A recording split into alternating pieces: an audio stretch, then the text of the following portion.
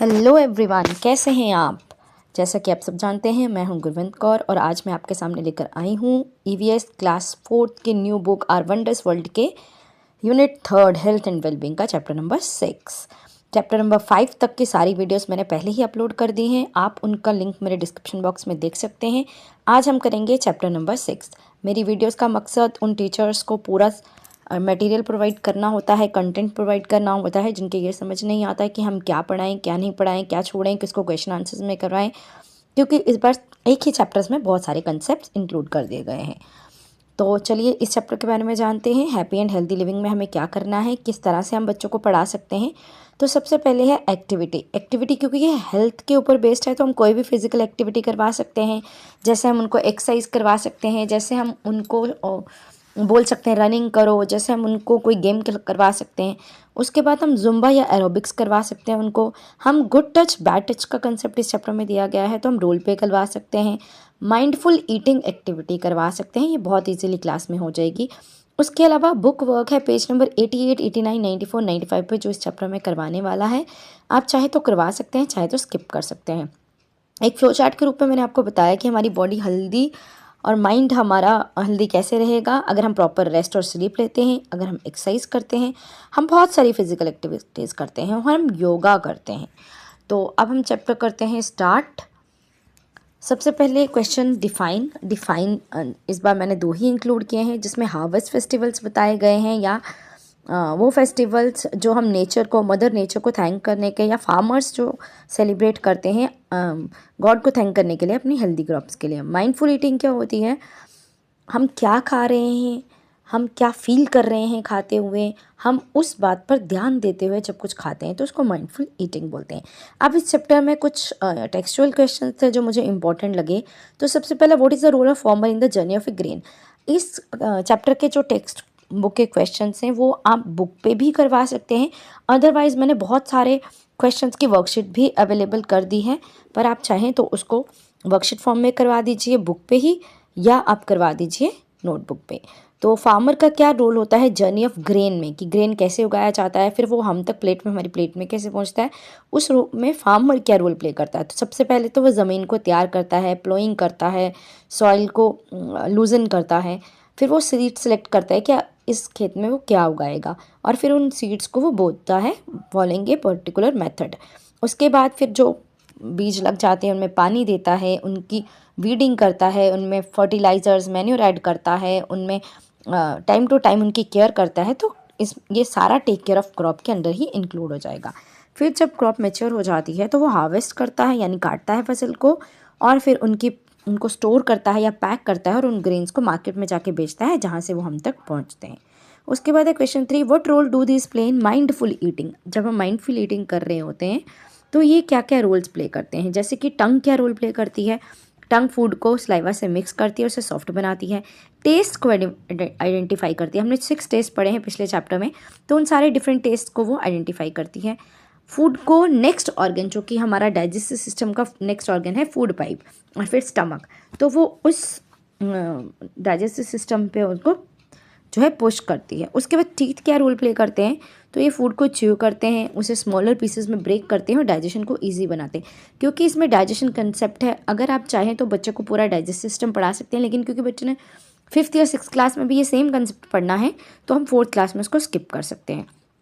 Question number 4, food जब हमारे mouth के अंदर होता है तो उस टाइम क्या होता है। ये जो ऊपर टंग और टीथ का जो वर्क हमने बताया है, इस क्वेश्चन के आंसर में उन दोनों के वर्क को ही हम कंबाइन करके लिखेंगे कि जब खाना हमारे मुंह में होता है तो टीथ जो है वो उसको च्यू करते हैं, फूड को ब्रेक करते हैं स्मॉलर पार्टिकल्स में, और वही फूड पार्टिकल्स फिर सलाइवा से मिक्स होते हैं, सॉफ्ट बनते हैं, तो आगे पुश या स्वेलो किए जाते हैं टंग की हेल्प में टू द फूड पाइप। तो क्योंकि आपने ऊपर 2 क्वेश्चन टंग और टीथ के डिफरेंट फंक्शंस करा दिए हैं, तो आप इस क्वेश्चन को स्किप कर सकते हैं। उसके बाद क्वेश्चन है what will you do.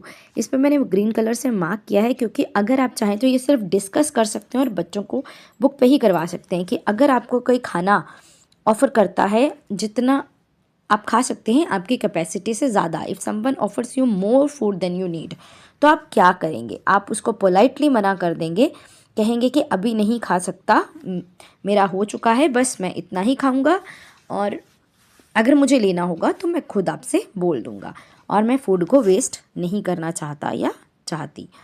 Second part है, if you do not like a food item on your plate, तो आप क्या करेंगे? हम उसे शेयर करने की कोशिश कर सकते हैं, या हम सेव कर सकते हैं कि हम थोड़ी देर बाद खा लेंगे थोड़ा थोड़ा करके, या उन लोगों को शेयर कर देंगे जो जिनको उसकी ज़रूरत है। तो ये आप डिस्कस क्वेश्चन में भी करवा सकते हैं। ये क्वेश्चन मुझे लगता नहीं है कि कॉपी में लिखवा के करवाने लायक है, क्योंकि ये डिस्कशन बेस्ड क्वेश्चन है। उसके बाद क्वेश्चन 6 है, व्हाट फिजिकल एक्टिविटीज़ हम अपनी डेली लाइफ में फॉलो कर सकते हैं। फिजिकल एक्टिविटीज़ वो होती हैं जिसमें हमारी बॉडी के मसल्स, हमारी बॉडी के डिफरेंट ऑर्गन्स जो हैं वो इन्वॉल्व होते हैं और हमारी एनर्जी यूज़ होती है। तो सबसे पहले हम एक्सरसाइज कर सकते हैं, हम योगा कर सकते हैं, हम खेल सकते हैं, हम स्किपिंग कर सकते हैं, हम साइकिलिंग कर सकते हैं, हम गार्डनिंग कर सकते हैं। ये कुछ एग्जाम्पल्स हैं, अदरवाइज और भी बहुत सारी फिजिकल एक्टिविटीज़ होती हैं। Question 7, why do you think our body needs rest. अगर इस क्वेश्चन को हम इस तरह से लिखें, why do you think our body needs sleep, तो रेस्ट करना या सोना एक ही तरह बात है, हम सोकर ही रेस्ट करते हैं many of the times.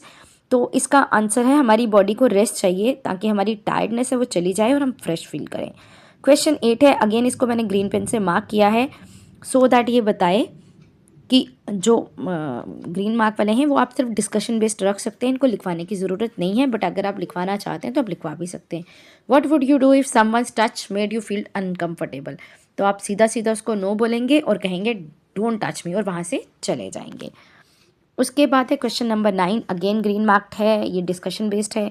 If you face an unsafe situation home would you tell, आप अपने पेरेंट्स को, अपने टीचर्स को, अपने एल्डर्स को या जिनको भी आप ट्रस्ट करते हैं बता सकते हैं।